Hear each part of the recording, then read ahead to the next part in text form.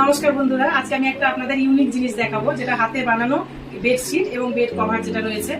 এই দেখুন, খুব সুন্দর একটা বেডশিট এবং বেড কভার হাতে বানিয়েছি কুচ দিয়ে ছোট ছোট ফুল করে, তাতে ইউনিক একটা গাছ করে নিয়ে আমি আমার মতো করে করেছি সুন্দর করে।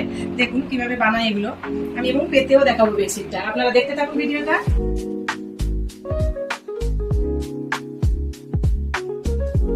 একটা সুন্দর বেডশিট, একটা সুন্দর খাট সাজাতে গেলে একটা এরকম যদি চাদর থাকে আর কিচ্ছু প্রয়োজন নেই।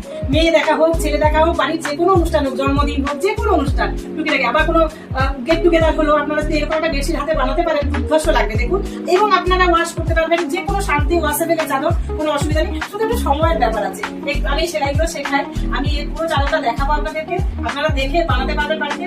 ইউনিক একটা জিনিস, এই ধরনের রিলেটেড কাজ যদি আপনারা দেখতে চান, আমি অনেক দেখাবো আপনাদের। তাহলে আমাকে ফলো করুন, আমার পেজটাকে ফলো করুন।